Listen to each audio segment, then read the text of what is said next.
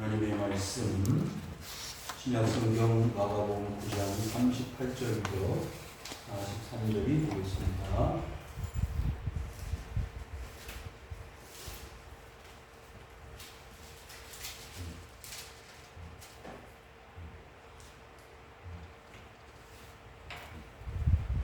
다같이 한 목소리로 합독하시겠습니다. 시작.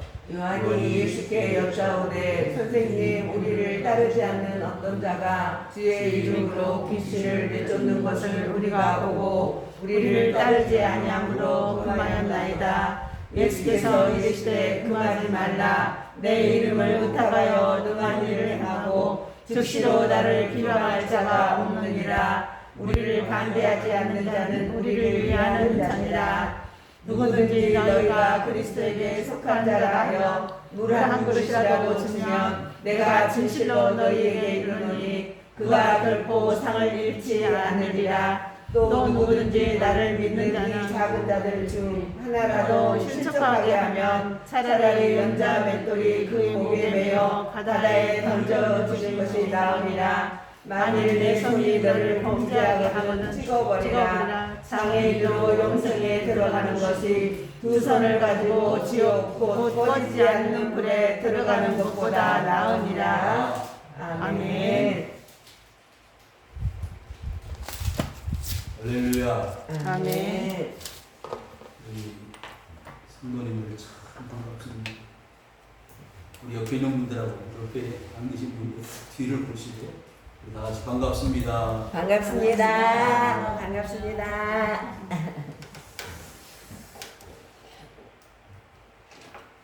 예수님의 12제자 여러분 기억하시죠? 12명 제자들이 천차만별의 사람들이 모였습니다. 세금 거두는 사람, 물고기 잡던 사람, 데모하던 사람, 그렇게 뭐 힘 있는 사람도 아니고 권세 있는 사람도 아니고 돈이 많은 사람도 아니었습니다. 어떻게 보면 그 당시 보통 평범한 사람들이었고, 또 어떻게 심하게 표현을 하면 사회계층의 하류계층에 해당하는 사람들이 대부분이었습니다. 안정적인 삶을 살지 못하고 그저 하루하루 먹고 사는 인생들이 바로 예수님의 제자들이었다는 것입니다. 그런 제자들을 예수님이 12명을 모아가지고 천국 사업, 하나님의 사업을 하는데 그 12명과 함께 같이 동업을 하셨다는 겁니다.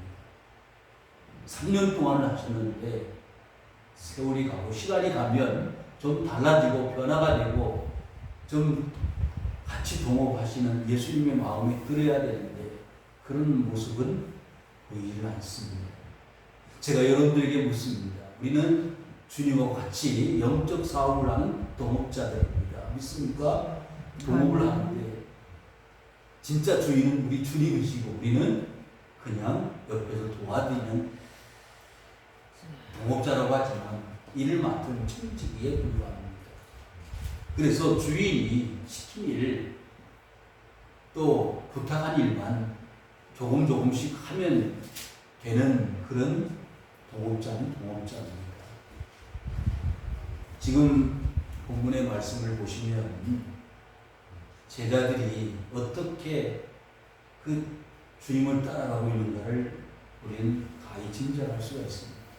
우리 앞에서 변화산상에 예수님이 세 제자를 데리고 가셨죠. 베드로와 야고보와 요한. 나름대로 세 제자는 주님하고 가까이 있고 나름대로 그 12명 제자 중에서 그래도 인정할 만큼의 제자라고 생각을 했는데 별로 다를 바가 없다는 것을 오늘 우리는 본문의 말씀을 통해서 볼 수가 있습니다. 왜 근거하는지 그 베드로와 야고보, 요한 중에 이 요한이라는 제자가 예수님께 와서 무엇이라고 말씀하고 있는지를 보면 알 수가 있습니다. 여러분, 교회를 다니신 지, 신앙생활 하신 지 얼마나 되셨습니까? 그러면 우리 주님께 여러분들의 존재 가치는 얼마나 될까요? 내가 이렇게 살아왔습니다. 제가 30년 예수 믿었는데 40년 예수 믿었는데 이렇게 살아왔습니다라고 말할 수 있을까요? 한번 비교해 보면서 말씀을 들으실 수 있기를 바랍니다. 요한이 예수께 여짜오되 선생님 우리를 따르지 않는 어떤 자가 주의 이름으로 귀신을 내쫓는 것을 우리가 보고 우리를 따르지 아니함으로 금하였나이다. 자, 변화산에서 예수님을 보았고 엘리야와 모세를 보았던 이 당사자인 요한입니다. 그런데 그 요한과 더불어 제자들이 길을 가는 중에 뭘 했죠? 대화를 나눴습니다. 그 대화를 나눈 것을 주님이 궁금해 하셨고 물으셨습니다. 사실상 다 알고 계셨지만, 그런데 제자들의 관심은 예수님이 이제 성공적으로 사업을 마치고 그들이 원하는 대로 이스라엘의 왕이 되시면 누가 높은 자리에 올라갈 것인가에 대한 관심, 누가 높은 자리에 올라갈 것인가, 이런 이야기를 하고 있었습니다. 그래서 어린아이 하나를 세워놓고 이런 아이처럼 되지 않으면 하늘나라를 볼 수가 없다, 그러시지 않았습니까? 그러는 중에 요한이 그 12명의 제자 가운데 나름대로 인정받고 싶은 마음, 자랑하고 싶은 마음, 뭔가 예수님 앞에 보고하고 싶은 그런 열망으로 이런 일을 했다고 말씀하고 있습니다. 그런데 먼저 말씀을 드리면 그 요한의 보고, 요한의 메시지, 내가 이만큼 일을 했는데 인정을 해 주십시오라는 그 요한의 말씀을 들은 예수님의 그를 향한 제안은 이런 지하에, 그를 어떻게 보면 나쁘게 표현을 하면 이런 지하에 묵살해버리는 듯한 예수님의 말씀을 우리는 볼 수가 있습니다. 그래서 주님이 원하시는 일을 하지 않으면 아무리 내가 열심으로 나름대로 주의 일을 했다고 하더라도 코드가 맞지 않으면, 주님의 뜻에 맞지 않는 열심을 가지고 일을 하는 것이 허위가 되어집니다. 물거품이 되어진다는 사실을 알 수가 있는 것입니다. 자, 보십시다. 우리를 따르지 않는 어떤 자가 그랬어요. 여러분, 예수 믿는 사람들이 꼭 한 길로 가야만 되어진다고 생각하는 사람들이 있습니다. 물론 주님께서 말씀하신 나는 길이요 진리요 생명이니 나로 말미암지 않고는 아버지께 올 자가 없다라는 말씀, 그 말씀을 거론하는 것이 아니라 주님을 섬기는 방법론에 있어서 이렇게 저렇게 믿을 수가 있다는 거예요. 자, 그 당시 예수님이 사역하던 당시에는요, 사두개파, 바리새파, SNF파 여러 파당들이 있었습니다. 나름대로 그들 하나님을 잘 섬긴다고 나름대로 자랑하던 그런 종교 지도자들이었습니다. 그럼에도 불구하고 예수님은 그들의 신앙과 믿음, 삶을 적나라하게 비판하고 또한 징계하셨음을 우리는 말씀을 통해서 알 수 있습니다. 그런 반면에 오늘 이 38절의 말씀은 우리에게 주는 교훈이 남다르지 않습니까? 왜요? 주의 이름으로 귀신을 내쫓는다라는 것은 어떻게 보면 당연히 믿는 자로서 해야 할 하나님의 사명입니다. 주 예수 그리스도를 믿는 자들이 해야 할 마땅한 본분입니다.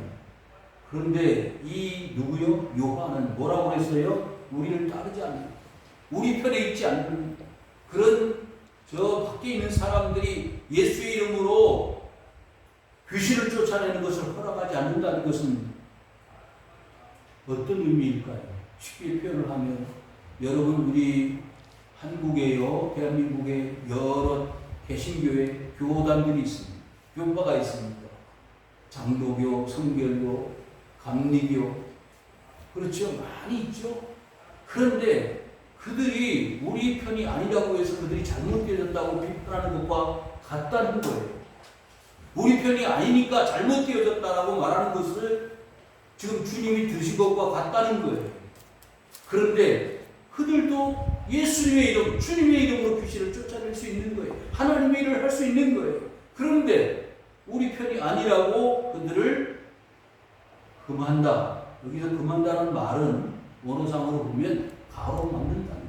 가로막. 당신들 그런 일 하지 마. 우리 편이 아닌데 예수님이 여기 계신데 예수님 따라가지 않고 왜 주님의 이름으로 그런 귀신을 쫓아내느냐고 말한다면 이거는 잘못된 것이다. 39절에 이런 지하 이렇게 말씀하셨죠? 이르시되 금하지 말라. 내 이름을 의탁하여 능한 일을 행하고 즉시로 나를 비방할 자가 없느니라. 여러분, 우리는 종종 요즘은 좀 덜합니다만 과거에 지하철이나 일반 큰 대로변에서 마이크를 들고 아니면 육성으로 예수천당, 불신지옥 그런 이야기들을 많이 들어보셨죠? 그러면 불신자들 지나가면 저렇게 꼭 믿어야 되나? 손가락질하고 픽픽거리면서 지나가는 사람들이 있었습니다. 심지어는요, 예수 믿는 사람들도 그랬어요. 지하철에 그 복잡한 그 실내에서 소리를 지르면서 예수 믿으십시오 라고 전하는 그 전도자를 향해서 좀 심하지 않냐, 그렇게 말을 하는 사람들이 왕왕 있어 왔습니다. 여러분도 그런 생각 하셨습니까? 물론 그 상황이 어떤 상황인지를 우리는 이해할 수 있습니다. 그럼에도 불구하고 그들을 향해서 비방을 하거나 욕을 하거나 손가락질 한다는 것은 그게 바람직한 처사가 아니라고 생각되어집니다. 우리 대한민국의 개신교, 기독교가 많은 사회로부터 올바른 인정을 받지 못하고 있는 것이 사실입니다. 왜 그럴까요? 이런 사고방식을 가지고 있기 때문입니다. 우리 편, 내 편이 아니면 다 잘못되어졌다는 그런 사고방식이죠. 이것을 우리는 개선해야 합니다. 고쳐야 합니다. 그래서 같은 신앙과 믿음을 가지고 있는 사람들이 연합을 해서 아직도 그리스도 예수를 알지 못하는 자들에게 우리가 어떤 모습으로 나가야 할 것인가를 생각해 볼 수 있어야 합니다. 그래야 더 넓은 마음을 가지고 있는 개신교인들, 기독교인들을 향하여 열려있는 교회와 열려있는 여러분들의 마음 씀씀이를 통해서 한 사람이라도 더 교회로 주님 앞으로 나오지 않겠습니까? 우리 편이 아니면, 내 편이 아니면 무조건 잘못되어졌다고 판단하고 정교시한 우리 오늘날 한국교회 개신교인들의 사고방식은 분명 주님의 명령에 따르지 않은 이 제자들의 모습과 같다고 생각해도 무방할 것입니다. 40절에 우리를 반대하지 않는 자는 우리를 위하는 자니라 했습니다.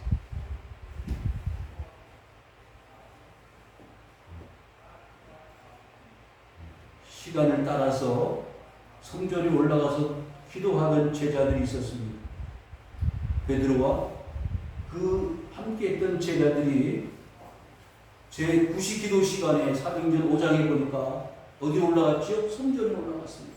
올라가서 기도를 하려고 올라가는데 그 성전 앞에 나면서부터 안전병이가 되어진 장애인이 앉아 있었습니다.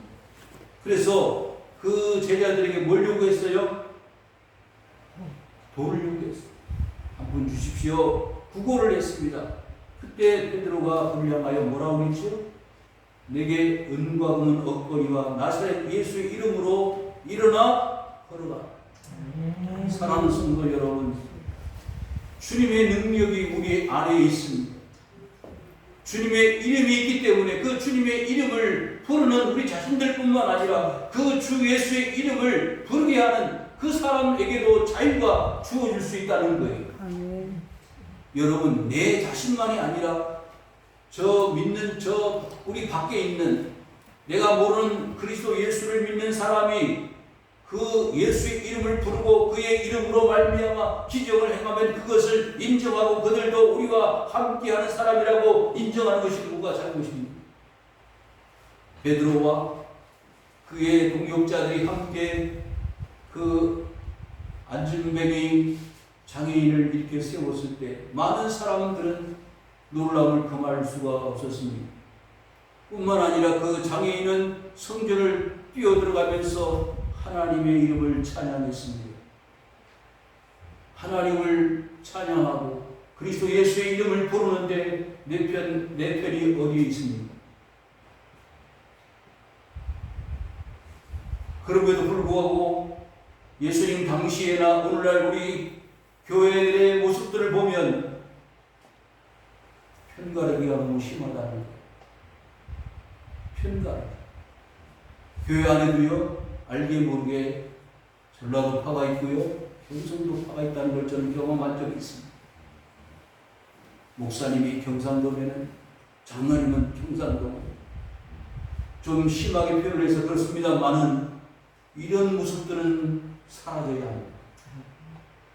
그리스도 예수 안에서 온전히 하나가 되어야지 어떻게 팔을 가를 수 있습니까? 사도 바울이 고린도 교회를 향해서 책망하고 징계하셨던 말씀이 있습니다. 뭐라고요?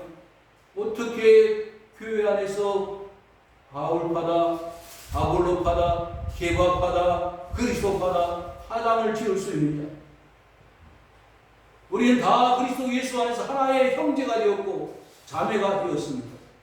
그럼에도 불구하고 파당을 짓는 그 사람들은 아직도 수준 이하다. 그래서 뭐라고 했어요? 육신에 속해 있다고 그랬어요. 사랑하는 성도 여러분, 우리의 신앙과 믿음이 날이 갈수록 성숙하고 자랄 수 있는 신앙과 믿음이 되어질 수 있기를 주의 이름으로 축원합니다. 그러기 위해서는요, 결코 나와 너가 나눠질 수가 없습니다. 바울파다, 게바파다, 누구의 이권에 의해서 시시비비를 가리기 위해서 파당을 가르는 일이 있다면 그것은 교회를 분란을 시키는 일이고 그 하나님께 영광을 가리는 일이 될 것입니다. 41절 누구든지 너희가 그리스도에게 속한 자라 하여 물 한 것이라도 주면 내가 진실로 너희에게 이르노니 그가 결코 상을 잃지 않으리라. 아멘. 여러분, 물 한 그릇의 가치가 얼마나 될까요? 저는 이 물 한 그릇이라는 설교 제목도 정했습니다만 한 주간 동안 이 물 한 그릇을 잘 생각해 봤어요. 그런데요, 이 가치가 절대로 적지 않더라고요. 자, 요한복음 한번 펴보실까요? 요한복음을 한번 펴보시기 바랍니다. 요한복음 4장입니다.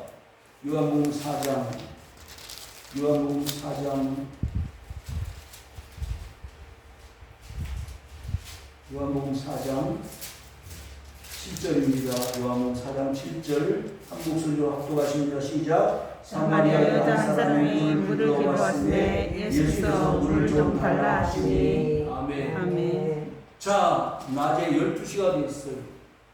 그런데 난 12시가 되었는데 이 우물은 야곱의 우물입니다. 조상 대대로 많은 사람들이 목을 축여왔고 갈증을 해결해 왔던 이름 있는 우물입니다. 그런데 이 사마리아 여자는 다른 사람들이 보지 않는 그 낮 뜨거운 12시, 낮 12시에 이 목을 피해서 조용히 물을 길러 왔습니다. 왜? 유대인들을 만날 염려가 있을까 하는 우려에서입니다. 그런데 이상한 일이 벌어졌습니다. 예상하지 못했던 유대인을 만난 거예요. 그 유대인이 누굽니까? 예수님이었어요. 참으로 그 유대인인 예수님이 오만 부탁을 합니다. 뭐라고요? 물 한 것을 달라는.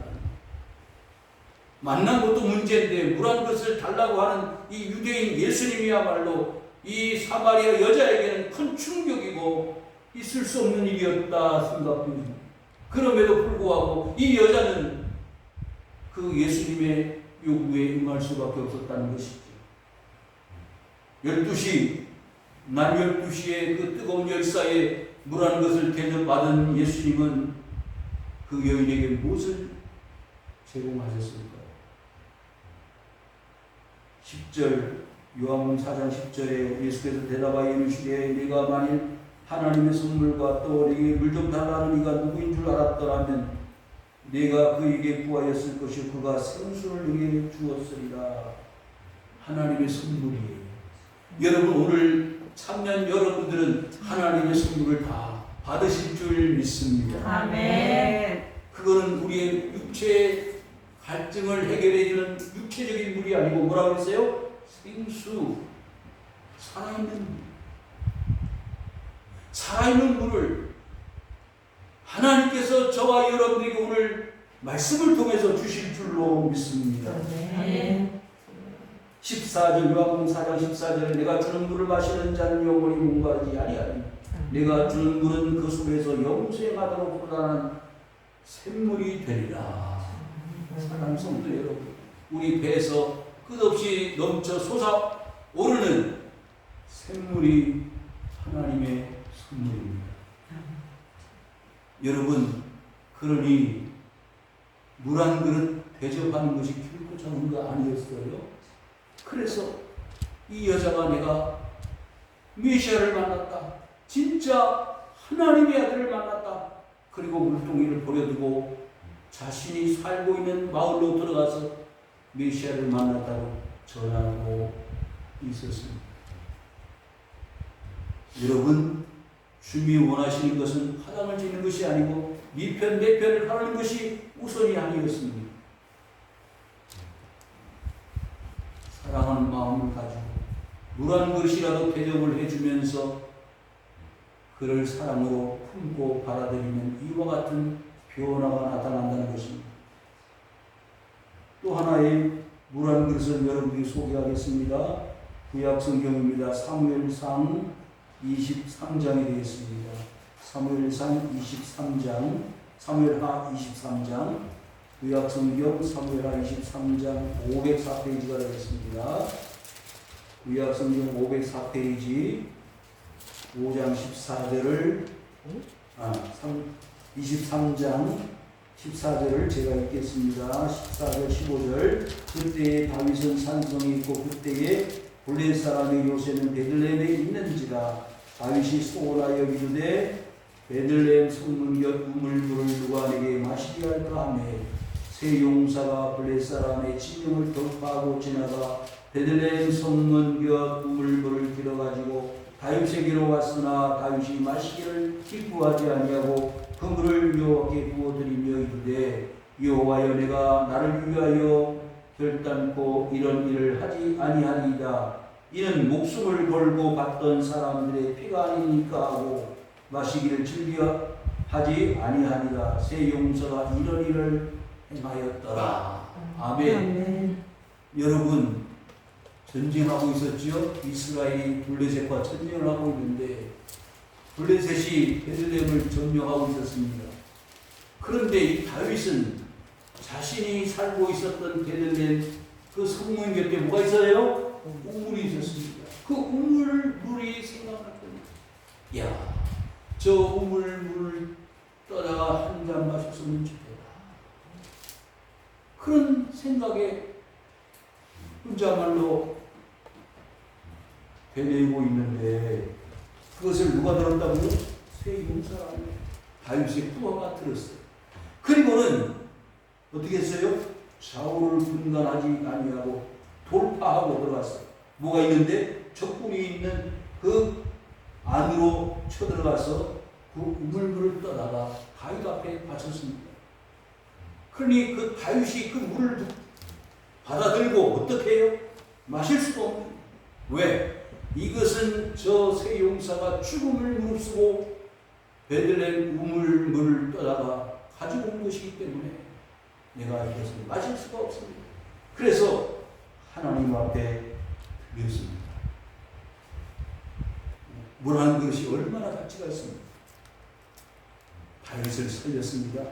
다윗을 살린 것뿐만 아니고 새 용사의 이런 놀라운 용맹스러운 소식이 이스라엘 군인들에게 알려져서 용맹스럽게 블레셋 군사를 물리쳤다는 내용이 사무엘하 23장의 내용입니다.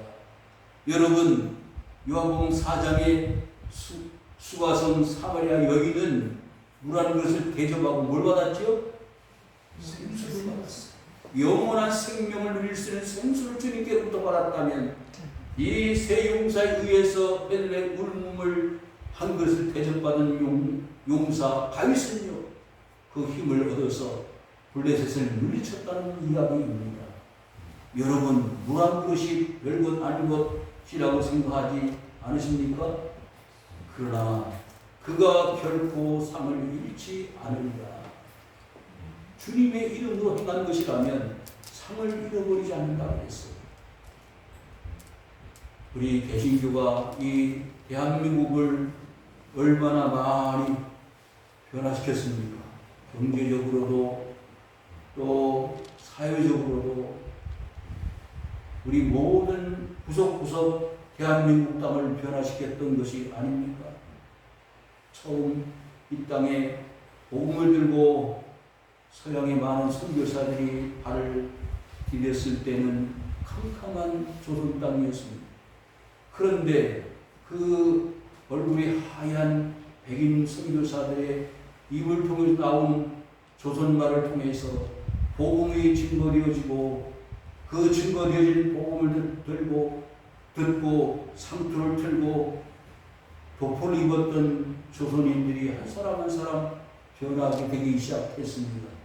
그래서 유학당을 지었고 세브란스 병원을 지었고 많은 기독교 학교들이 세워졌으며 병원들이 세워지고 교육을 받았고 개화가 되어졌으며 대한민국은 살기 좋은 오늘날에 이르게 되었습니다.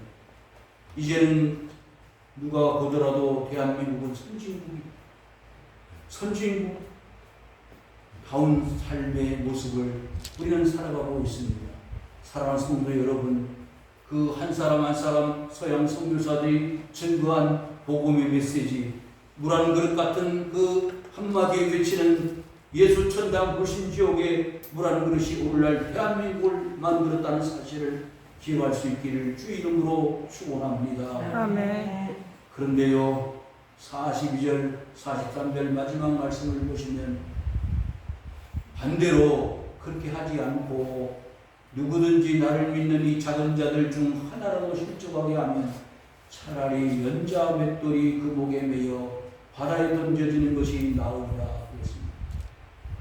연자 맷돌 보셨나요? 옛날 시골에 방아를 찧어 본 경험 있으신가요? 전 디딜방아는 찧어봤습니다. 디딜방아. 그래서 동네에 방아를 찧는 곳이 있어서 옥수수 그 다음에 뭐 여러 잡곡들 가지고 가서 그 방아를 찧어본 어렸을 때 경험이 생각나는데 그 끄트머리에 방아 찧는 그 끄트머리에 뭐가 달려있어요? 돌 같은 게 달려있더라고요. 그래서 그 돌과 돌이 마주치니까 뭐가 돼요? 가루가 되죠. 근데 그것을 담아가지고 와서 밥도 해먹고 그 전에 떡도 해먹고 그러지 않았어요? 그런데 그 방아를 찢는데 가루가 되기 위해서는 뭐가 필요해요? 돌이 필요해요. 그 돌을 누가 돌려요? 사람이 방아질을 하든지 아니면 짐승이 돌아가면서 맷돌을 돌려서 그 곡식이 타개지는 것처럼 여러분 맷돌은요 무겁습니다. 무게가 보통 한 사람 무게는 되지 않지만 상당한 무게. 그래서 그 돌이 돌아가면서 곡식이 만들어지는 거죠. 타개지는 거죠. 여러분 그 맷돌을 자기 목에다 매면 어떻게 되겠어요? 참 어려운 일이죠. 어려운 일인데 그 연자 맷돌을 메고 어디에? 바다에 던져진다는 것은 곧 살아날 가능성이 0%라는 살아날 가능성은 없다는 거 아니겠습니까? 어떻게 하면은 작은 자들 중에 작은 자라는 것은 믿음이 연약한 사람을 포함한 아직도 불신자들을 포함해서 모든 사람들 예수 믿으려고 하는 예수의 천국을 경험하려고 하는 자, 교회에 나오려고 하는 자, 신앙생활을 하려고 하는 모든 자들에게 어떻게 해요? 실족하게 합니다. 실망하게 합니다. 교회를 못 나오게 합니다. 신앙생활 못하게 합니다. 그러면 1년 중벌이 주어져도 아무 문제가 없다는 거예요. 한번 한 주간 동안 우리의 삶을 돌아볼까요? 혹시 내가 말 한마디 잘못 뱉어가지고 교회 나오려고 하는 사람이 교회 못 나오게 된 일이 있었을까? 내가 행동 잘못해서 예수 영광 가려운 적이 있었을까? 여기 해당될 수 있다는 거예요. 깊이 생각해 봅시다. 43절 만일 내 손이 너를 범죄하게 하거든 찍어버리라. 장애인으로 영생에 들어가는 것이 두 손을 가지고 꼭 쥐어 곧 꺼지지 않는 불에 들어가는 것보다 나옵니다. 여러분 꼭 뭘 말해요? 손을 잘라버려라, 다리를 잘라버려라, 그런 게 아니잖아. 눈을 빼버려라, 그런 뜻이 아니라 그만큼 두렵고 떨림으로 구원을 이루어가라고 하시는 엄한 경고의 메시지가 아니겠습니까? 예수 믿는 것은요, 어떻게 보면 매우 쉬운 일일 수도 있습니다. 왜? 하나님 우리에게 능력을 주시면 감당할 수 있기 때문입니다. 그러나 온전하고 신앙의 바른 길을 걸어가기 위해서는요, 우리는 수없이 내 발을 찍어야 되고 내 손을 찍어야 될지도 모릅니다. 그렇게 해서라도 장인이 되어져서라도 영생에 들어가는 것이 장애인으로 천국에 들어가는 것입니다. 건강함으로 지옥에 떨어지는 것보다 100번 나을 것이기 때문입니다. 마지막으로 말씀드리면 누가복음 16장에 여러분 잘 아시지요? 부자가 있었고 거기 나사로가 있었습니다. 나사로는 죽어서 아브라함 품에 안겼고 부자는 어디요? 지옥으로 떨어졌습니다. 지옥으로 떨어진 그 부자가 주님께 하나님께 외쳤습니다. 하나님, 저 나사로 아브라함 품에 안겨있는 나사로의 손끝에 물 한 방울 딱 찍어가지고 내 혀에 대어서 서늘하게 해주십시오. 하나님이 뭐라고 하셨어요? 야 부자야, 내가 있는 곳에서 저 바라보고 있는 나사로가 있는 것까지는 간격이 너무 넓다. 할 수도 없고 올 수도 없다. 사랑하는 성도 여러분, 영생을 누리는 것이 이만큼 차이가 난다는 것, 저 지옥에서 형벌을 당한다는 것이 이렇게 큰 차이가 난다는 것 기억하시길 바랍니다. 물 한 그릇으로라도 그런 영원한 생명을 얻을 수 있고, 물 한 그릇으로라도 그와 같은 생수를 받아 마실 수도 있고, 영원한 하나님의 나라에서 장인으로서가 아닌 영원한 생명을 누릴 수 있는 하나님의 자녀로 살아갈 수 있다는 길이 열려진다는 것을 여러분들이 기억하실 수 있기를 바랍니다. 아멘. 교회들이 얼마나 많습니까? 성도들이 얼마나 많습니까? 그런데 한 가지 우리가 주목할 것은요, 참교회입니다. 진짜 교회. 그리고 더 중요한 것은 진짜 교인, 진짜 성도인. 내가 바로 믿는 사람인지, 바로 믿는 하나님의 신실한 하나님의 백성인지를 우리는 이 시간 살펴보아야 합니다. 그렇지 않으면 어떻게 해요? 우리 목에다가 연자맷돌을 매야 할 것이고, 내가 범죄하게 되면 내 손을 잘라버리고, 범죄하게 되면 내 발을 끊어버리는 그와 같은 결단이 있어서라도 우리의 신앙과 믿음의 바른 길로 걸어갈 수 있기를 주님이 원하시고 있다는 것. 여러분, 요한 자랑스럽게 와서 내 편이 아닌 저 예수의 이름으로 귀신을 쫓아내는 사람들을 금하였다고 자랑을 했습니다만, 금하지 마라. 너는 그것도 못하지 않느냐? 뭐 자랑할 게 있느냐? 사랑하는 성도 여러분, 우리가 주님 앞에 부끄러운 모습을 가지고 살아간다 할지라도 자랑스러운 것은 내 속에 그리스도 예수의 이름이 있다는 것. 예수의 이름을 부르고 그 이름으로 구원을 받는 하나님의 자녀가 되었다는 것에 감사하시고 하나님께 영광을 돌려드리는 주의 백성들 되어 줄 수 있기를 주님의 이름으로 축원을 드립니다.